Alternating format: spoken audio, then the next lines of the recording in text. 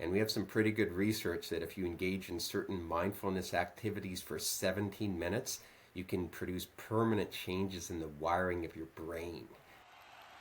You're the most decorated racquetball player in U.S. history. World's strongest man. From childhood passion to professional athlete. 8-time Ironman champion. So what was it like making your debut in the NHL?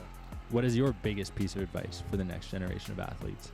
From underdogs to national champions. This is the Athletes Podcast, where high-performance individuals share their triumphs, defeats, and life lessons to educate, entertain, and inspire the next generation of athletes. Here we go. This will be the 211th episode of the Athletes Podcast, a little 10-15 minute mental health talk with Dr. Mrazik, who we're joined here by Elite Athlete Services.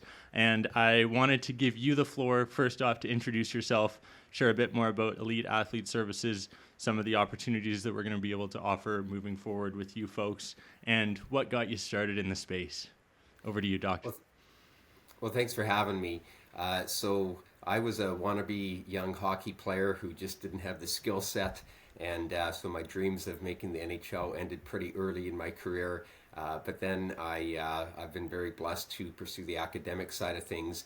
And so in the late 90s, I started my PhD in the area of clinical neuropsychology. And at that time, there was just this very beginning interest in the area of sport concussion. And so because I was doing my doctoral studies at the time, I'm a sports guy. And so this really aligned with both my studies and my personal interests. And so I completed my studies down at the University of Georgia and then came back to Canada and had the privilege to start consulting with the National Hockey League and a few years later with the Canadian Football League. And so I've been able to work with athletes, and then a few years later I started at the University of Alberta and again had a chance to work with athletes at that level. And so I've just really had a great opportunity to work with athletes of all levels of sport, starting from the very young ones all the way up to the professional levels. And what I've learned over time is that when it comes to the area of performance, mental performance, the concussion, obviously learning to manage that is important, but there's often a very significant mental side to that. And so the last few years, I've spent a lot more time just about studying, learning, and talking to athletes about mental health, mental performance. I guess it leads into a good first question. What is mental health, and how is mental health different for athletes? Yeah. So there's been a lot of talk about mental health, especially from athletes. I think during COVID, that really accelerated, as we were going through that. That was a tough one. And so athletes were really isolated, not doing their normal things. And so we really saw more and more athletes start to talk about mental health in that format. And so I think it's been helpful to see athletes at all levels speak about it. But we also, what I've learned too, is that when we talk about mental health, it's different for athletes. It just is. And so when we think of an athlete in the unique situations that they're in, being at the free throw line with 3 seconds left with the game on the line and experiencing some anxiety, that's going to be quite different than somebody in their day-to-day life who's experiencing high levels of social anxiety or generalized anxiety. And so, depression is like that as well, where athletes, if you had a bad game, you're struggling with certain aspects, well, that can weigh you down, but it doesn't necessarily mean that you're clinically depressed. And so when it comes to this whole idea of mental health, we talk about a state of mental well-being, and if that is working for you, and if you're able to do the things that you normally do with a general sense of positive well-being, and then also, are you able to bounce back from stressful, difficult situations? So I think a really important concept that we're just trying to really make sure that athletes understand is that athlete mental health is different.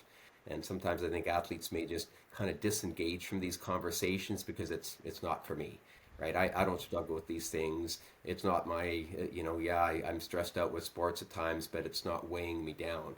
And so that's where it's different.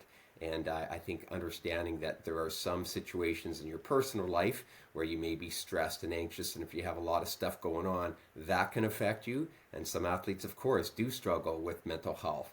And we saw some, back in the 2022 Olympics with Simone Biles. She came out with these statements saying that she was really weighed down by her mental health. And so I think it's really important to understand what was happening there in that context, but also understanding that athletes are unique and they have their own set of circumstances that may drive their own mental health issues. Yeah, and it's, not uncommon to hear for especially males in the space to, hide your emotions, shut it down, don't worry about it, on to the next, no big deal. I'm wearing a Love You Bro t-shirt. I don't know if you can see there. A buddy of mine, Garrison Grant, down in Nashville, might be in Austin. Either way, he's basically built this brand on the fact that his hockey team, they just started saying "Love you, bro" after hockey games, and it was their way to say goodbye. And it's now transformed into a business because, mental health was something that impacted him in a negative fashion, and he's now overcome it. And I think it's important for all athletes to understand the importance around performance, that being mental performance as well, and mindfulness. And you look at Michigan's quarterback meditating prior to the game, right? Like, can you take us through a bit of that mental performance, mindfulness, what that actually means?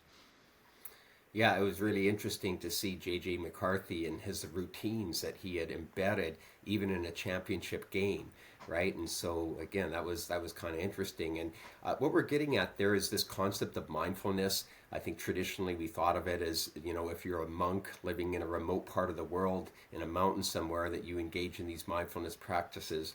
But we kind of learned over time that when we started to study this, and especially with the age of brain scanners, and we put people in these brain scanners, we could see the brain is very different when we're engaging in mindfulness practices.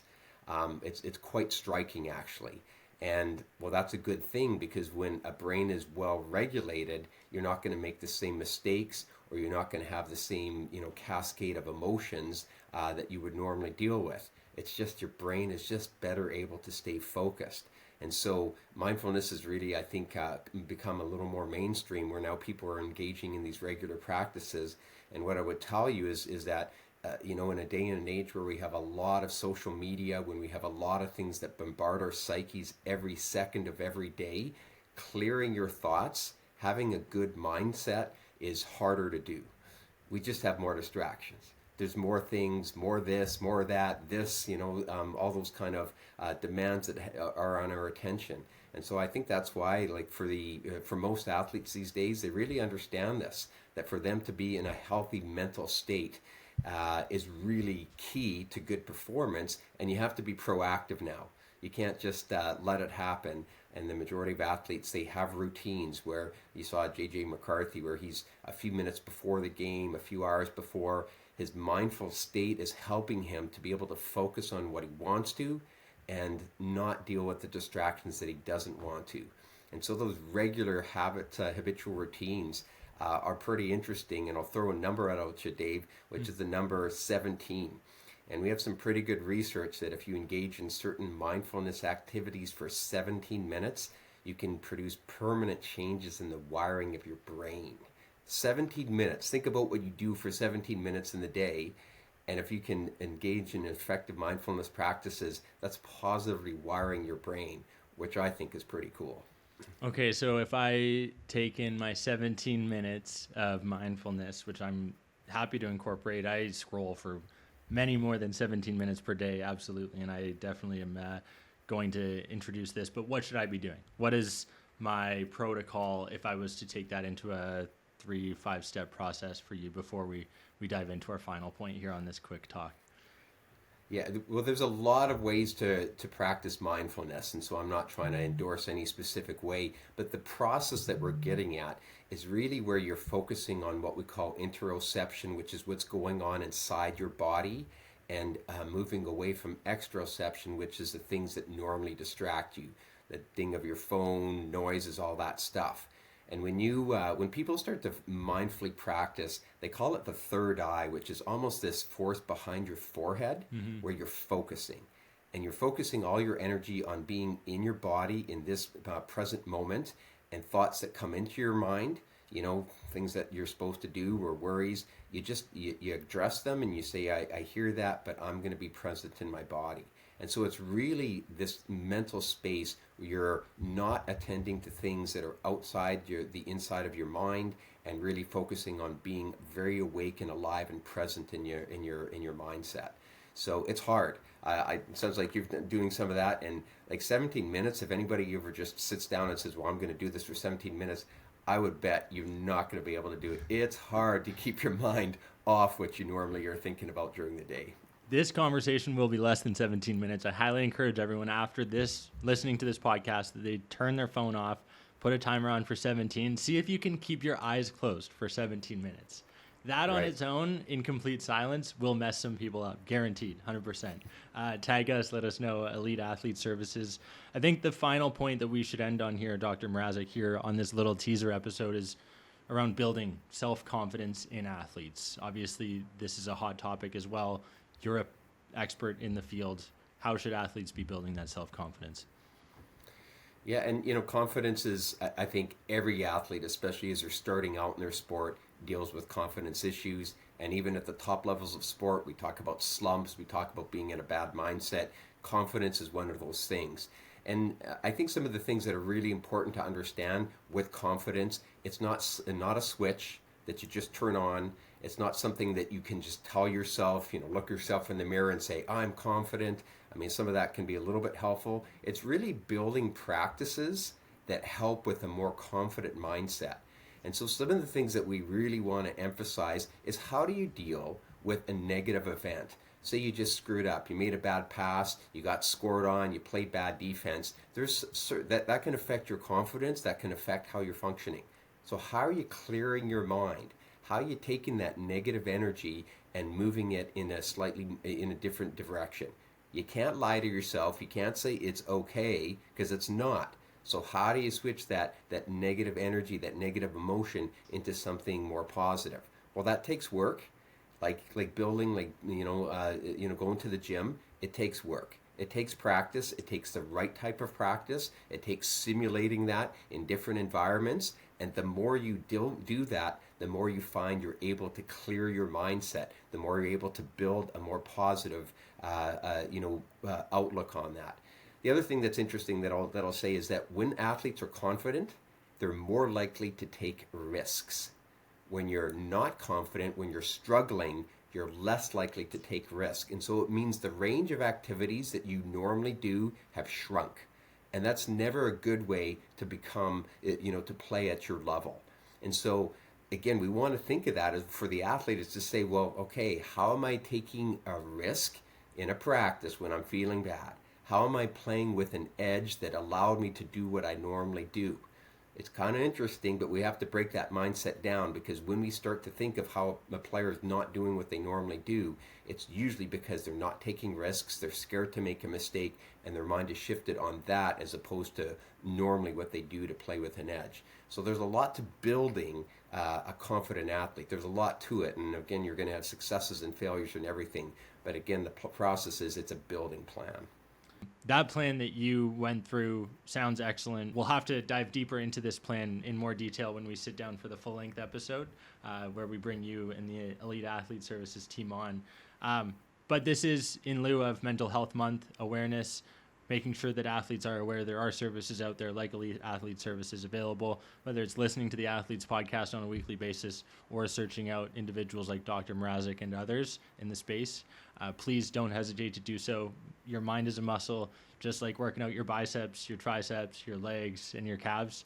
You got to make sure you work out that mind, right? Yeah, absolutely. And we appreciate what you're doing to promote this, because I think there is a lot of talk on that, but I think we want to do more than just talk about it. We really want to dive into these concepts so people don't quickly dismiss it, or that they worry that they're not doing enough. I think it's really important to give it the due time and attention. And again, that's what we're devoted to at Elite Athlete Services, to do that. So we really appreciate your attention to that. Hey, my pleasure, and we'll look forward to continuing these conversations in the future. Thanks so much. Sounds great.